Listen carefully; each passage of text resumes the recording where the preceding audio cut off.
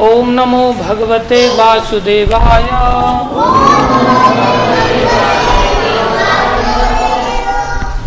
ओम नमो भगवते वासुदेवाय।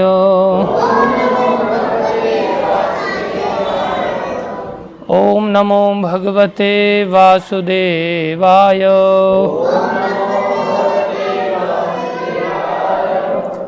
नारायणं नमस्कृत्यं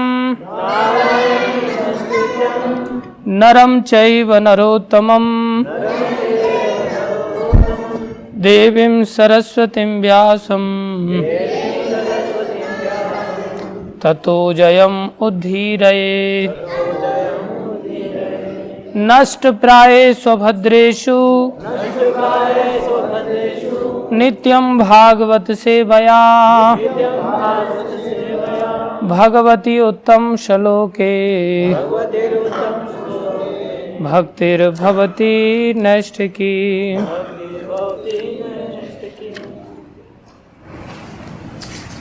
बोलो हरे कृष्णा कृष्णा कृष्णा हरे हरे हरे राम राम राम हरे हरे हरे कृष्णा कृष्णा कृष्णा हरे हरे हरे राम राम राम हरे हरे हरे कृष्णा कृष्णा कृष्णा हरे हरे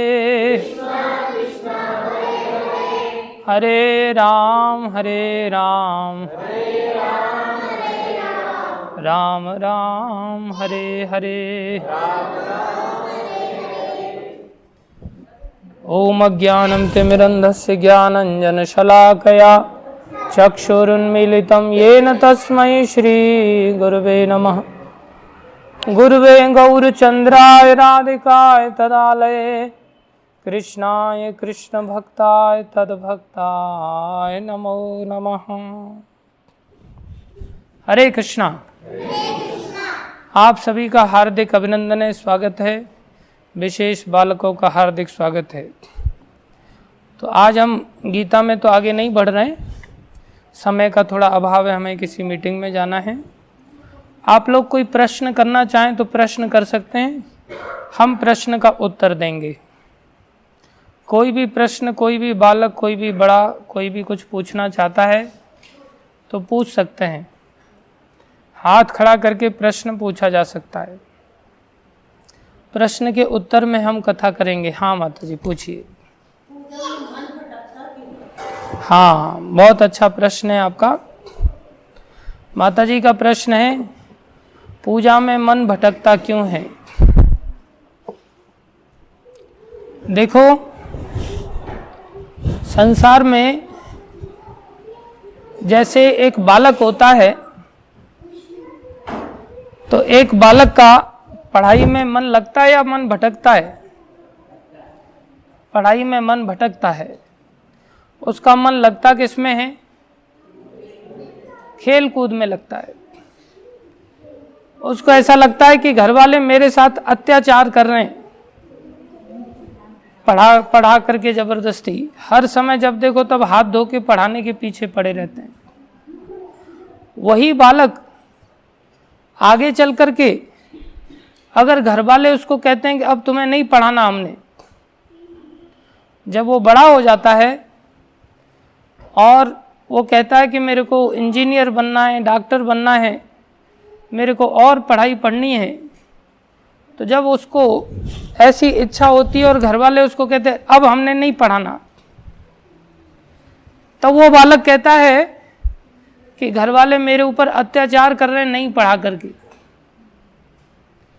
तो वही बालक पहले कह रहा था कि पढ़ा के घर वाले अत्याचार कर रहे हैं, और वही बालक कह रहा है घर वालों को कि अब ये मुझे नहीं पढ़ा रहे हैं, पैसा खर्च नहीं कर रहे हैं मेरे ऊपर, ये मेरे ऊपर अत्याचार हो रहा है। उसको तो पढ़ा दिया, दूसरे भाई को, मुझे नहीं पढ़ा रहे हैं।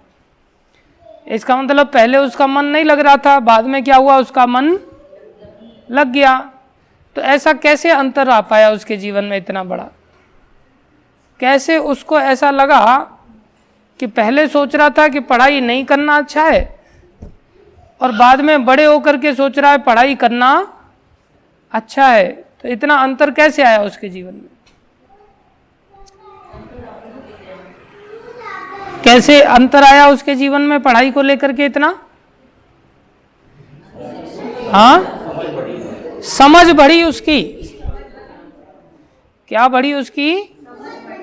पहले पढ़ाई के लिए वो बालक था, बालक बुद्धि थी, लेकिन जबरदस्ती उसको घर वाले पढ़ाते रहे।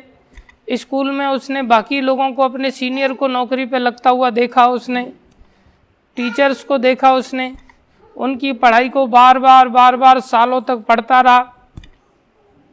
जब पढ़ते रहते हैं तो हमारी समझ बढ़ जाती है और फिर हाँ, उसको कहते हैं महिमा, पढ़ाई की महिमा उसको पता चली तो उसका मन लगने लग गया।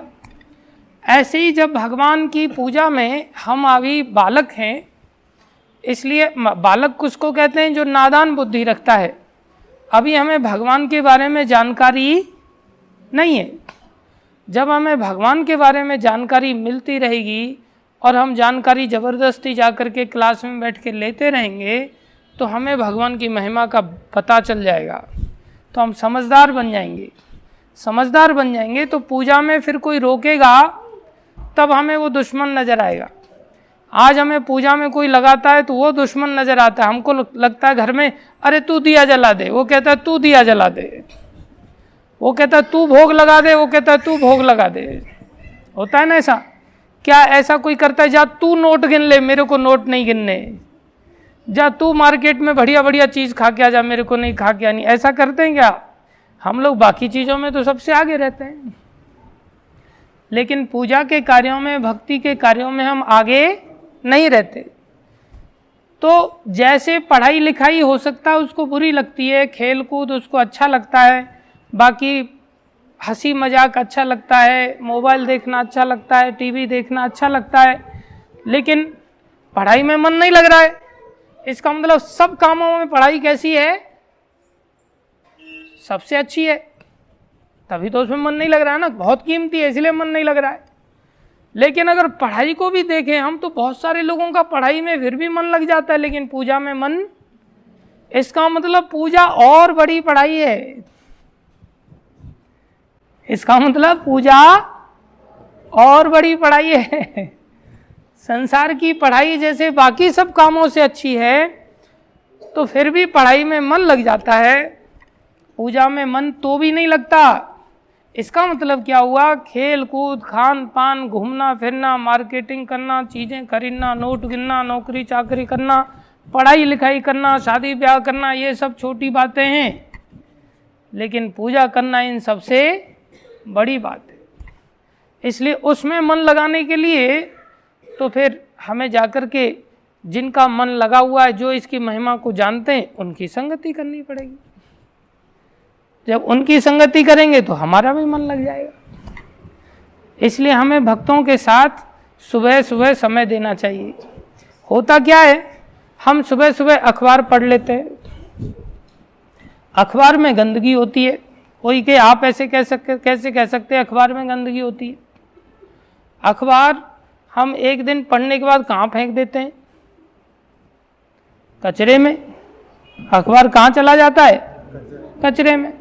हम नोट एक बार पढ़ने के बाद कचरे में फेंकते हैं क्या? नहीं। लेकिन अखबार को कहाँ फेंक देते हैं? कचरे में। कचरे में किसको फेंका जाता है? कचरे को ही फेंका जाता है ना। अब एक दिन के बाद पता चला ये तो अब कचरा हो गया, हालांकि पहले से ही कचरा था, हमें पता एक दिन बाद चला।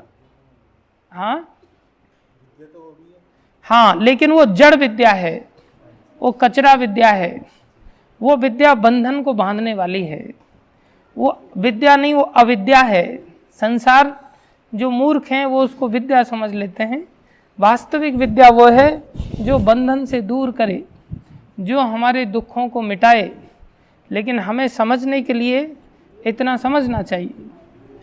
तो जो कचरा है उसको हम सुबह सुबह दिमाग में भर लेंगे तो हमारा दिमाग भी डस्टबिन बन गया, तो फिर हमारे कचरे जैसे काम होंगे, तो हमारा मन किस में लगेगा? कचरे जैसे काम होंगे। इसलिए सुबह सुबह तो हमें इस कचरे को नहीं भरना चाहिए। सुबह सुबह यहाँ 4:30 बजे मंगल आरती होती है, यहाँ कथा होती है, तो 4:30 बजे यहाँ आकर के भगवान की संगति करनी चाहिए, भक्तों की संगति करनी चाहिए और भगवान की महिमा को भर लेना चाहिए। उसके बाद दिमाग में बाकी संसार के काम करना है तो उसको काम कर लो, थोड़ा बहुत जो करना है। कहिए। जरा हमारा पढ़ाई में ध्यान लगता था। हाँ, जरा हमारे पिताजी जरा हमें पढ़ाया करते परंतु पढ़ते तो थे परंतु भूल गए करते। हाँ, हाँ, होता है ऐसा। तो इतना समझ में आया?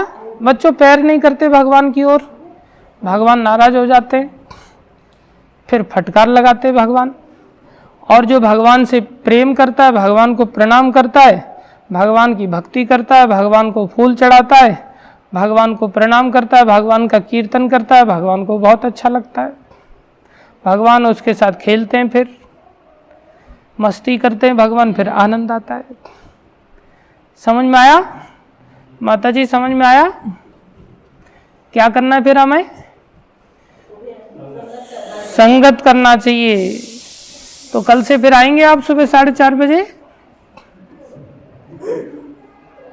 नहीं, ऐसा नहीं चलेगा। फिर प्रश्न पूछा और उत्तर बता दिया तो उत्तर पर चलना भी तो पड़ेगा ना। इसको निभाना पड़ेगा। हाँ, इसलिए अब हम गए डॉक्टर के पास, डॉक्टर को कहा डॉक्टर साहब मैं बीमार हूँ, देखो जरा क्या बीमारी है। डॉक्टर ने बीमारी बताई, इलाज बताया, बोले अब दवाई खाओगे? नहीं, दवाई नहीं खाएंगे, कान पकड़ते हैं। तो फिर डॉक्टर के पास जाने का क्या अर्थ रह गया? समझ में आया? हाँ, आगे कोई प्रश्न करो। यस। हाँ, इन्होंने बताया कि हम पढ़ाई पढ़ते थे, हमारे पिताजी पढ़ाते थे, लेकिन हम भूल जाते थे, पढ़ाई याद नहीं रह पाती थी। ये कारण होता है कि हमारे कर्मानुसार कई बार हमें उस प्रकार की तीव्र बुद्धि प्राप्त नहीं हो पाती। तो बुद्धि तो दुकान पे मिलती नहीं। पढ़ाते तो विद्यार्थी को सारे टीचर एक ही बात है, लेकिन किसी के अधिक मार्क्स आ जाते हैं, किसी के कम मार्क्स आते हैं, अर्थात उसकी व्यक्तिगत बुद्धि की ग्राहकता के कारण ऐसा होता है। तो हमारे पास बुद्धि की कमी होती है तो हम भूल जाते हैं। तो भूलते किस लिए हैं? मन नहीं लगने के कारण भी भूलते हैं।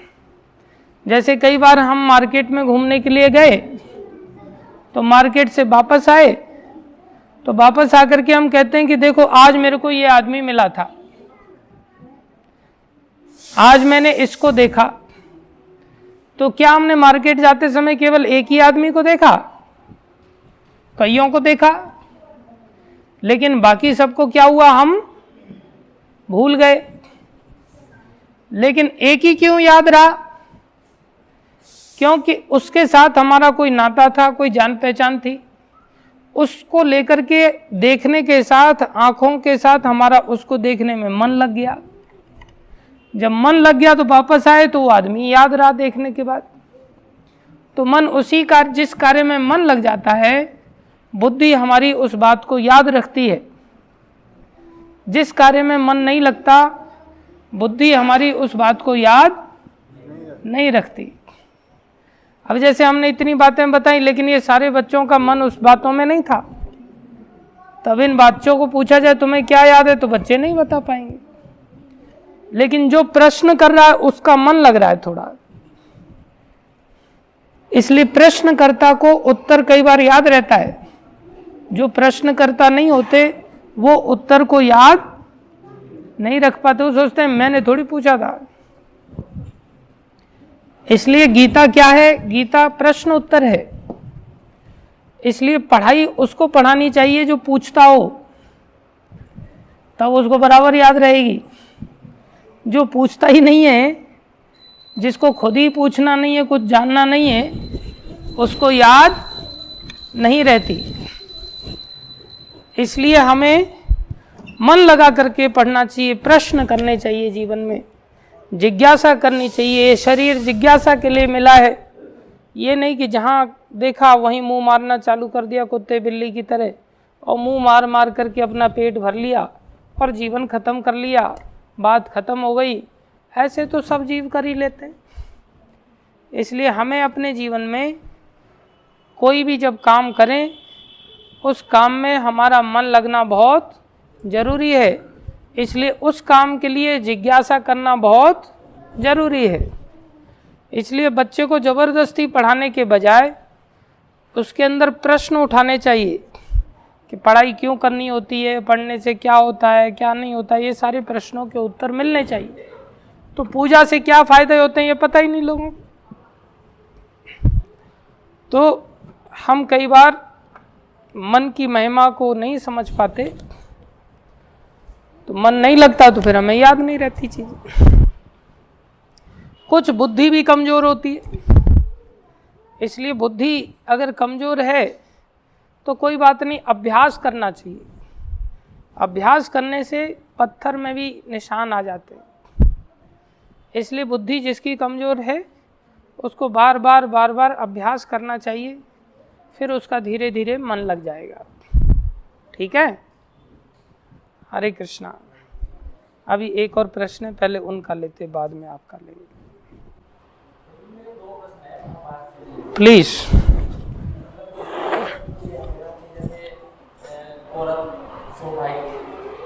तो जैसे एक स्त्री के मतलब पूरे जीवन काल में 100 पुत्रों को पैदा करना कैसे पॉसिबल हो? हाँ, अच्छा प्रश्न है आपका।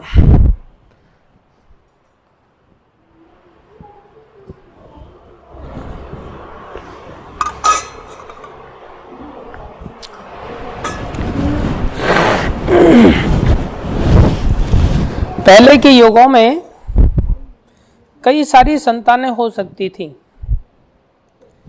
वो संतानें कैसे होती थी? लंबी आयु के कारण। हम कोई भी चीज़ को अपनी दृष्टि से देखते हैं तो पहली बात तो कलयुग के हम जीव हैं, तो हमारी आयु ज़्यादा से ज़्यादा 100 वर्ष है बस, है कि नहीं? पहले ऐसा नहीं होता था। कलयुग में आयु 100 साल रहती है, अधर्म बढ़ जाने के कारण। द्वापर युग में जनरल एज 1000 वर्ष होती थी। कितनी? त्रेता युग में 10,000 वर्ष होती थी। कितनी? सतयुग में 1,00,000 वर्ष होती थी। कितनी? जब धर्म का पालन होता था 100%, तो लोगों की आयु बढ़ जाती थी। और लोग कितना जीते थे सतयुग में? 1,00,000। फिर धर्म का हनन हो गया, धर्म कम हो गया, अधर्म 25% बढ़ गया, तब त्रेता युग आ गया। तो त्रेता युग में आयु कितनी रह गई? 10,000 वर्ष। फिर और पाप बढ़ गया, अधर्म बढ़ गया, 50% अधर्म और बढ़ गया, 50% धर्म बचा। हरे कृष्ण। तो आयु कितनी रह गई? 1,000। फिर कलयुग का आगमन हुआ, आयु और घट गई, तो कितना आयु रह गई? 100 वर्ष। अभी और जो लोग पुण्यात्मा होते हैं, जिनका जीवन शुद्ध रहा होता है, वो लोग आजकल 100 साल जीते। जिन लोगों ने उल्टे सीधे काम किए होते हैं वो बेचारे जल्दी टपक जाते हैं। तो आयु ज़्यादा थी, इसलिए लंबे समय तक संतानें वो कर सकते थे, क्षमतावान होते थे। दूसरा कारण, आशीर्वाद की शक्ति से असंभव संभव होता है। किसकी शक्ति से? आशीर्वाद की शक्ति से। ब्रह्मा जी के पास इस सृष्टि को बनाने की ताकत कहाँ से आई? भगवान ने उनको आशीर्वाद दिया है। चारों तरफ जब वो पैदा हुए कमल के ऊपर, तो उन्होंने देखा चारों तरफ प्रलय का पानी पानी है, तेज हवाएं चल रही हैं, और उनको कुछ समझ नहीं आ रहा था। अचानक से आकाशवाणी सुनाई दी बोले तुम भजन करो।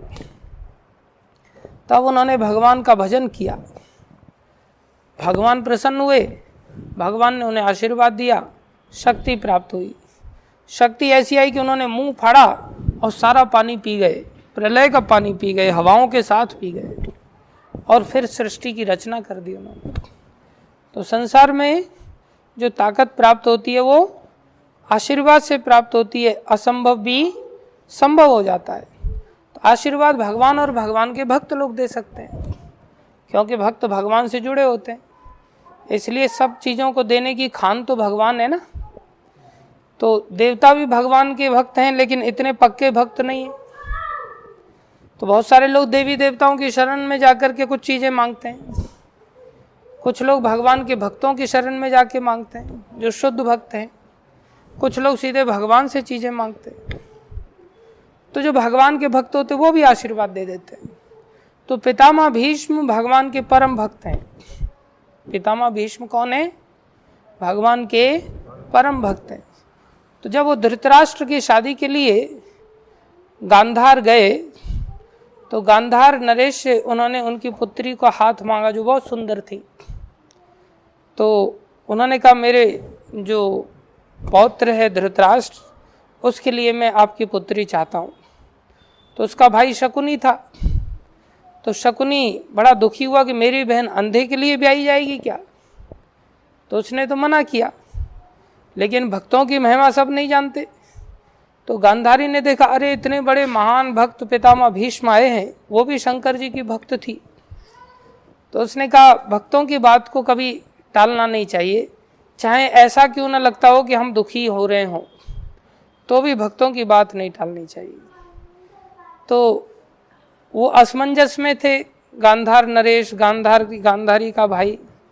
लेकिन गांधारी ने पितामह भीष्म की बात को रखा और उन्होंने कहा मैं तैयार हूँ, और तैयारी नहीं हूँ, मैं अभी से ही धृतराष्ट्र को अपना पति मानती हूँ। आजकल चुनाव अपनी इच्छा से लोग करते हैं और लड़कियां टपोरी बालकों को चुन लेती हैं। आजकल की हेयर स्टाइल को देख करके लोग एक दूसरे पे मर जाते हैं। तो आजकल गुणों को लोग नहीं देखते, कुछ भी देखते हैं और भाग जाते हैं। पहले लोग गुणों को देखते थे और जीवन भर निभा के दिखाते थे। चाहे किसी व्यक्ति के साथ माता पिता या समझदार लोग विवाह कर देते थे तो उन्होंने पितामह भीष्म को लेकर के सोचा कि पितामह भीष्म महान एक व्यक्तित्व हैं और भगवान के परम भक्त हैं, इनकी बात को टालना नहीं चाहिए। तो पितामह भीष्म के कहने पर उन्होंने उसी समय कहा कि मैं अभी से धृतराष्ट्र को पति मानती हूँ, और अगर धृतराष्ट्र अंधे हैं तो मैं संसार को देखना नहीं चाहती। उसी समय उन्होंने पट्टी बांध लिया। जब पट्टी बांध लिया तो उसी समय पितामह भीष्म बड़े प्रसन्न हुए और उन्होंने कहा शतपुत्रवती भव, हम तुम्हें आशीर्वाद देते हैं, तुम्हारे 100 पुत्र होंगे। तो उनका विवाह हो गया विधि पूर्वक। कुंती का भी विवाह हो गया था पांडु जी के साथ जो उनके छोटे भाई थे। धृतराष्ट्र का विवाह हो गया था गांधारी के साथ। जब दोनों का विवाह हो गया तो जो प्रथा चली आ रही थी कि प्राय बड़े पुत्र को अधिकार दिया जाता था राजपाट का, तो कुंती के संतान होने की स्थिति हो गई, लेकिन गांधारी के संतान नहीं हो रही थी।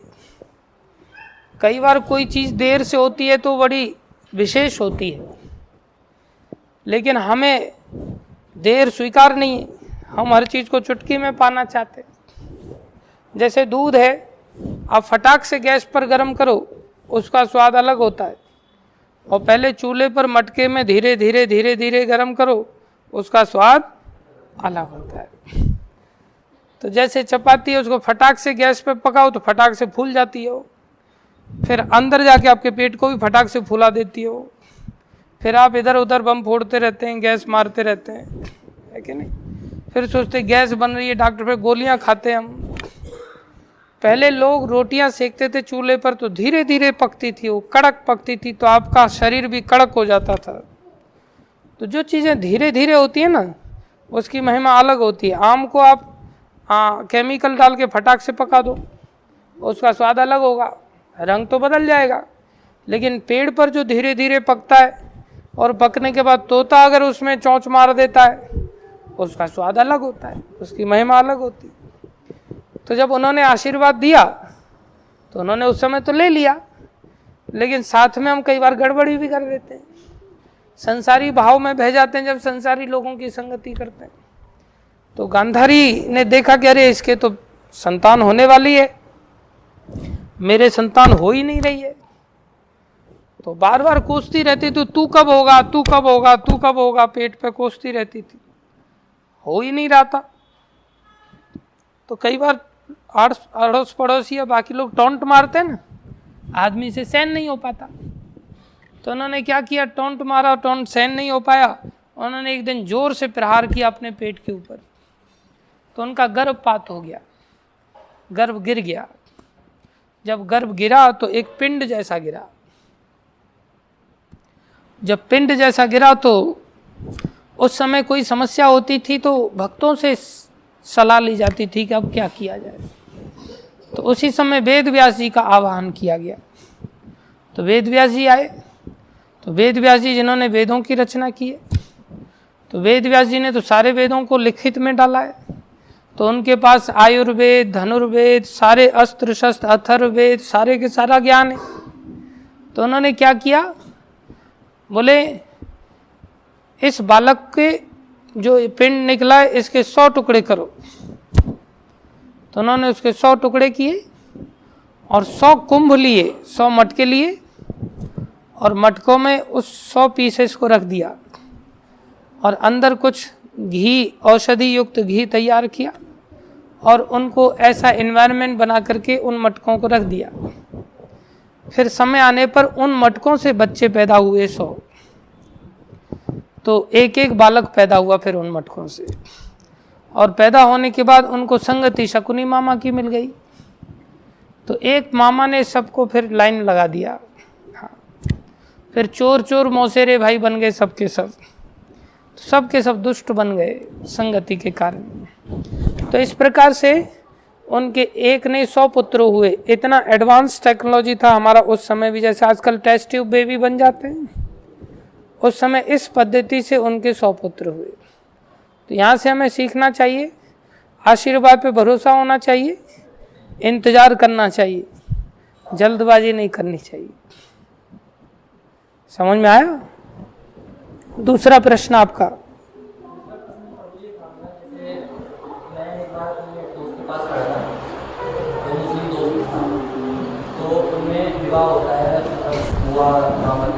हाँ, मैं उससे ऐसे बोला था कि हमारे में ऐसा नहीं होगा। तो हमारे पास से एक बुजुर्ग गुजरे, तो उन्होंने बोला कि हमारे में भी ऐसा होता है। तो उसने बोला कि श्री कृष्ण जी और अर्जुन सुभद्रा जी का जो विवाह हुआ था, तब मैंने खोजने की तो मुझे प्रॉपर उत्तर मिला नहीं, इंटरनेट पर भी काफ़ी हो गया। तो उन दोनों में मतलब क्या संबंध था? जैसे एक तरीके से कुंती जो थी वो कृष्ण की बुआ जी थी और सुभद्रा उनकी बहन थी, तो वो क्या रिलेशन है ये समझ। हाँ, अच्छी बात है। कुंती उनकी बुआ लगती थी, थोड़े से रिश्ते से कजिन बुआ लगती थी। और हाँ,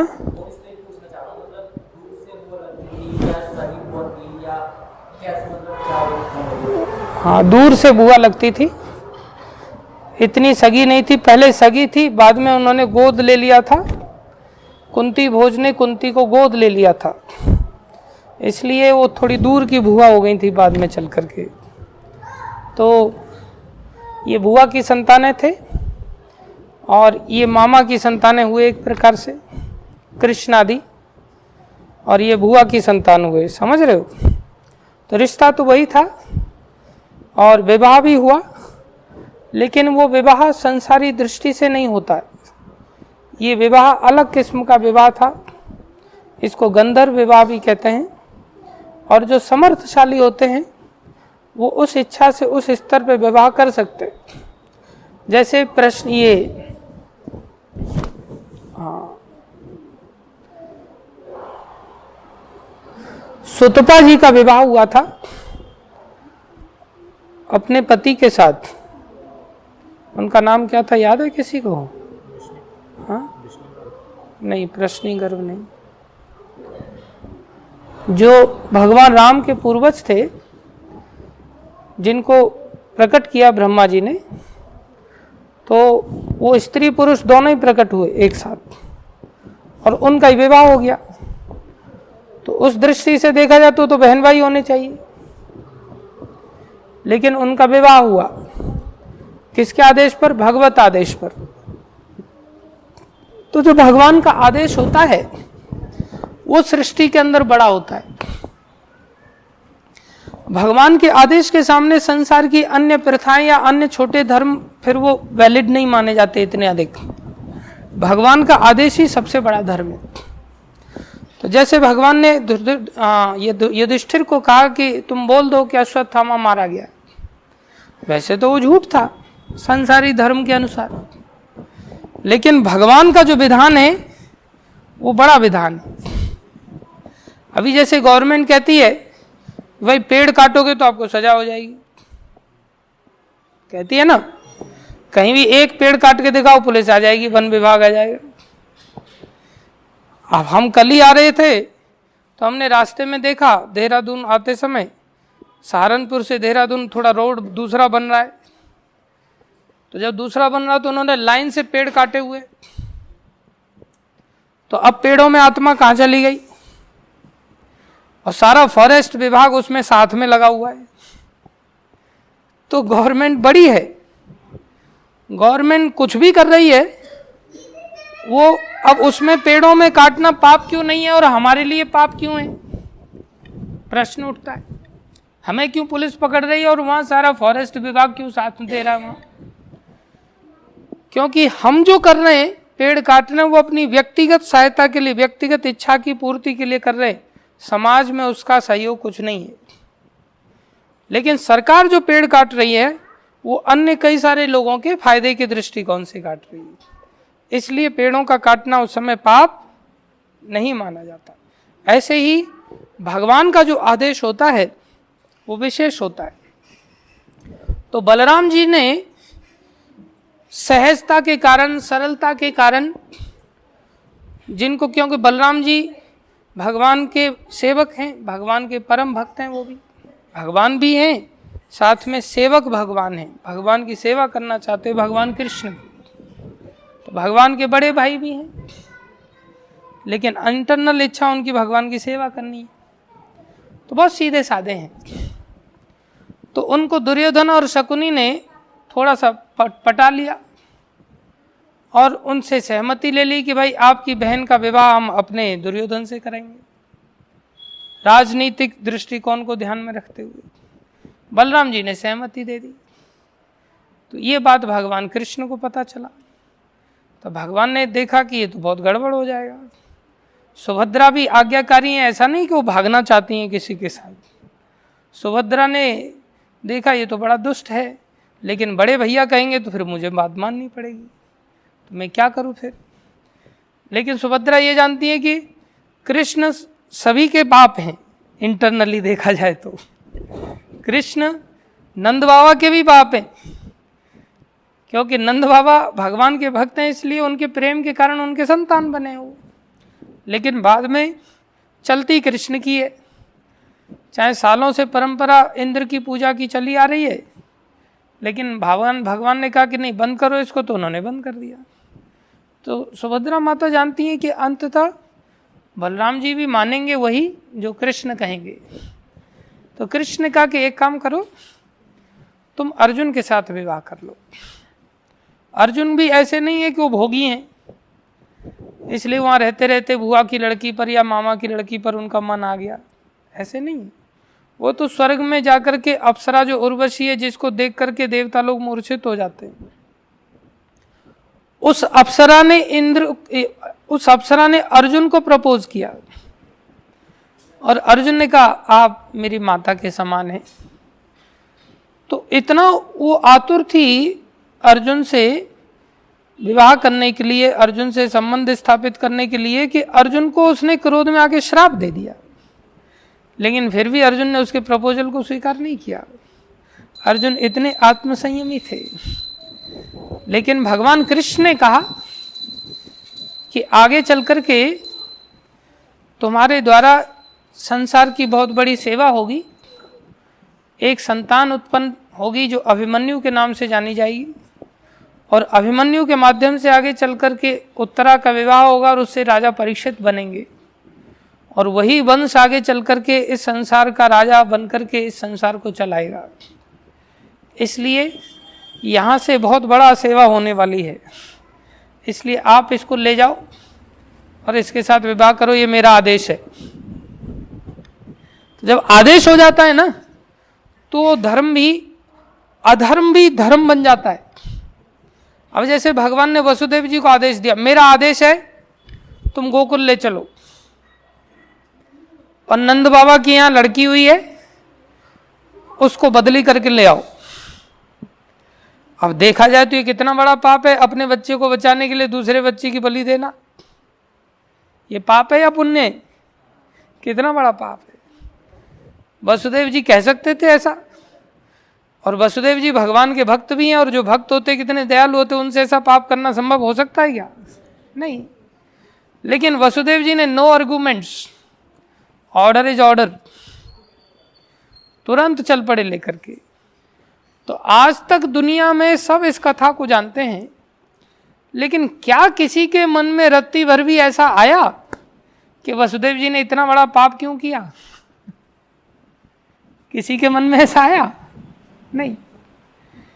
सब लोग वसुदेव जी की सराहना करते, ओहो बेड़ियां पड़ी हुई हैं, ताले लगे हुए हैं, फिर भी क्या आज्ञा पालन है। ये आर्गुमेंट नहीं किया, कैसे जाऊं, बेड़ियां पड़ी हैं, बेड़ियों के साथ ही चल पड़े। दरवाजा सामने लॉक है तो ये नहीं बोल रहे अरे देखो ना दरवाजा लॉक है, वो चल पड़े उसी लॉक दरवाजे की तरफ, क्योंकि उनको भरोसा है ये दरवाजे फरवाजे तो उखड़ के फेंक जाएंगे अगर कृष्ण चाहेंगे तो।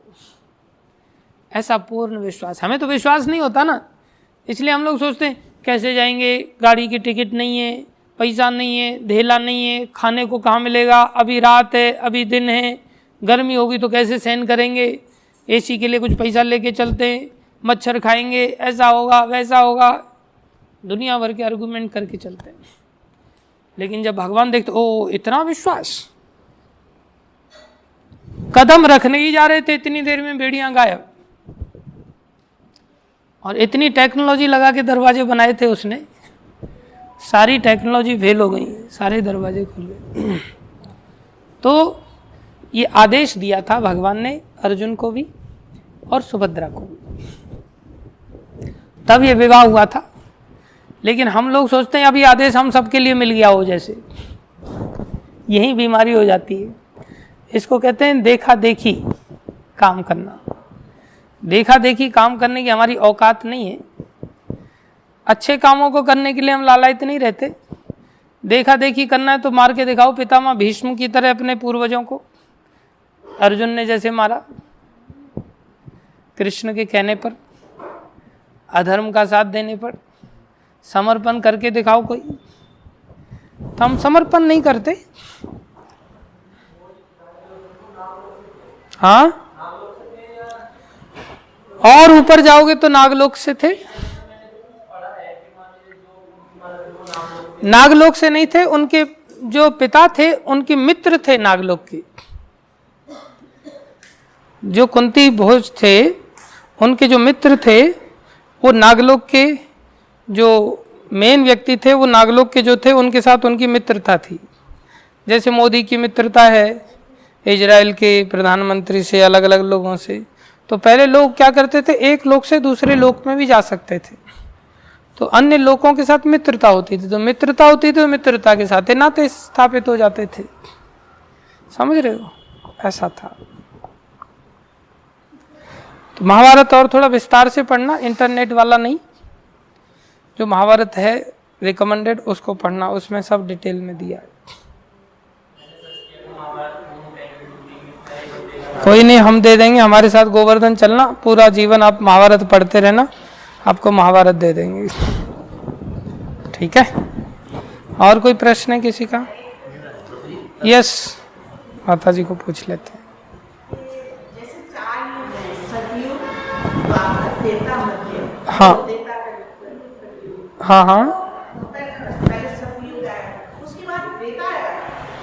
इस बार त्रेता आया। वैसे क्रम द्वापर युग का है, त्रेता युग बाद में आता है, फिर कलयुग आता है। हाँ लेकिन हाँ इस बार त्रेता आया। ये जो साइकिल जिसमें हम चल रहे हैं, हाँ इस बार के साइकिल में त्रेता पहले आ गया, द्वापर बाद में आया। ये ऐसा इसलिए हुआ क्योंकि उन्होंने श्राप दे दिया था अहिल्या को, गौतम ऋषि ने, कि तुमने इंद्र के साथ संबंध किया, इस कारण से तुम्हारी गलती है, तुम पत्थर बन जाओ। तब उन्होंने उनसे क्षमा मांगा कि आप ऋषि श्रेष्ठ हैं, आप हमें क्षमा कीजिए, हमारे ऊपर कृपा कीजिए। तब उन्होंने कहा कि त्रेता युग में भगवान राम आएंगे, तब जाकर के तुम्हारा उद्धार करेंगे। उन्होंने कहा त्रेता युग में तो बहुत टाइम है, अभी द्वापर आएगा, फिर त्रेता आएगा। तब उन्होंने कहा अच्छा ऐसा है तो एक काम करो, द्वापर बाद में आएगा, त्रेता पहले आएगा। इसको कहते हैं भक्तों की शक्ति। भगवान भक्तों के लिए कुछ भी कर सकते हैं, सृष्टि का नियम तक बदल देते हैं भगवान भक्तों के लिए। प्रबल प्रेम के पाले पड़कर हरि को नियम बदलते देखा, खुद का मान टले टल जाए, भक्त का मान न टलते देखा। तो ये भगवान के भक्तों की प्रेम के कारण भगवान का बंधन है, जो भगवान नियमों को बदल देते हैं। आगे से फिर वही आएगा, द्वापर आएगा, फिर त्रेता आएगा, फिर कलयुग। यस त्यागी जी, एक मिनट पहले उनका प्रश्न। हाँ तत्व ज्ञान के बारे में थोड़ा सा हमें समझा के। तत्व ज्ञान क्या होता है? तत्व ज्ञान उसको कहते हैं कि जो तत्व वास्तव में है उसको उसी रूप में समझना, वो उस वस्तु का तत्व ज्ञान कहलाता है। फॉर एग्जाम्पल ये हारमोनियम है। अब इस हारमोनियम में कोई व्यक्ति भेद बुद्धि करे, हारमोनियम न समझ करके कुछ और समझ ले। अब जैसे मोबाइल है, मोबाइल को अगर किसी के साथ झगड़ा हो जाए और फेंक के मारे तो उसको चोट लगेगी कि नहीं लगेगी? तो उस मोबाइल ने क्या किया, हमारा बदला पूरा कर दिया। हमने बदला लिया ना, उससे झगड़ा हो गया तो हमने उसको फेंक के मारा, तो मोबाइल ने किसका काम किया? पत्थर का काम किया। तो हमने सोचा ओहो ये तो बहुत बड़ा बढ़िया पत्थर है, तो हमने क्या किया, उससे मोबाइल का काम लेने के बजाय हमने किसका काम लेना चालू कर दिया? पत्थर का काम चालू कर दिया। टेबल पर कोई पेपर उड़ रहा था, हमने उसे मोबाइल से ढक दिया, पेपर उड़ना बंद हो गया। हमने देखा ओहो ये तो बहुत बढ़िया बात है, ये तो बढ़िया पेपर वेट का काम कर रहा है। तो ये क्या है? बोले पेपर वेट है। इसका मतलब क्या हुआ, अब हम उसका उपयोग मोबाइल की तरह नहीं कर पा रहे हैं। हमें जो ज्ञान मिला उस मोबाइल के बारे में प्राप्त अभी जो हुआ, अब हमने किसी और को बोला अरे ये तू पत्थर संभाल के रख, ये ले पत्थर। हमने मोबाइल लेके उसको पत्थर के बारे में बता दिया, कोई भी झगड़ा करे इसको फेंक के मारना। तो दूसरे को जो ज्ञान दिया हमने, मोबाइल के बारे में बताया, पत्थर के बारे में बताया, वास्तव में वो वस्तु क्या है? मोबाइल। हमने जानकारी तत्व की दी क्या? तत्वतः वो मोबाइल है, तत्वतः पत्थर नहीं है। लेकिन हमने खुद क्या समझा? पत्थर। दूसरे को क्या समझाया? पत्थर। तो हमने उसको तत्व ज्ञान दिया क्या? नहीं दिया। समझ में आया? ऐसे ही जब हम भगवान श्री कृष्ण को जो वो वास्तव में हैं वो न जानकर कुछ और मान लेते हैं, कुछ और जान करके चलने का प्रयास करते हैं, तो हम तत्व ज्ञान से वंचित हो जाते हैं। समझ में आया? तो जब हम उस वस्तु के उसी बात को जान लेते हैं कि वस्तु जिस चीज के लिए बनी है वही वस्तु है, वैसा ज्ञान जब हमें उस वस्तु का प्राप्त हो जाता है, तब हम कहते हैं कि हमें इस वस्तु का तत्व ज्ञान प्राप्त हो गया। समझ में आया? ऐसे ही संसार में भगवान का जो तत्व ज्ञान है वो सब लोग बोलते हैं, लेकिन वो भगवान को उस रूप में नहीं जानते जिस रूप में भगवान वास्तव में।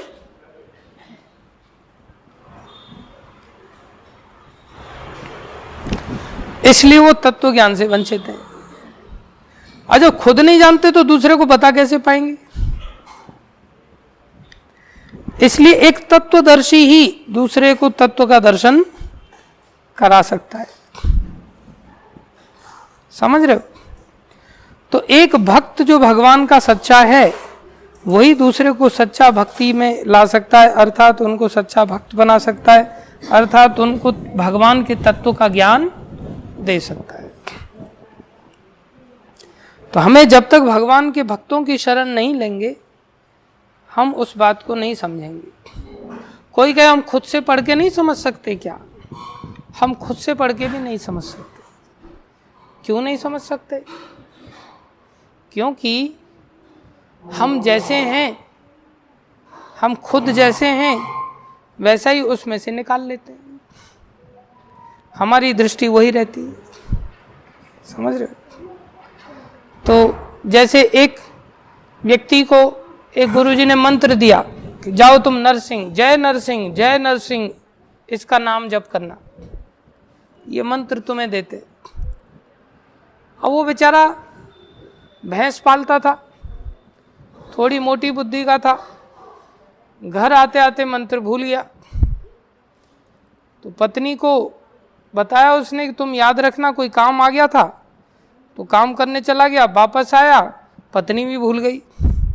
तो सब सोचा कि कुछ नाम दिया था, कुछ नाम जपने के लिए दिया था, याद नहीं है, याद नहीं है।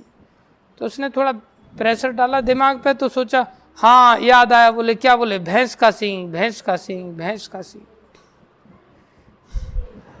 तो भैंसों में रमन करता है, इसलिए उसने उस चीज का ही नाम रटना चालू कर दिया, भैंस का सींग। जय नरसिंह भूल के क्या बोल रहा है? भैंस का सींग। तो कई बार हम जैसे हैं वैसी चीज निकाल लेते हैं।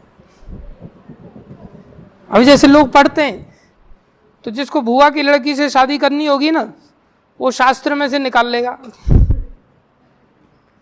और बाकी सारी घटनाओं को साइड में कर देगा। समझ रहे हो? तो ऐसे ही शास्त्र का सार नहीं समझ पाते, थोड़ा सा सेक्शन लेकर के खुद जैसे हैं उसी को ले लेंगे और सोचेंगे यही तत्व ज्ञान है। वो तत्व ज्ञान नहीं है, वो भ्रमित ज्ञान है।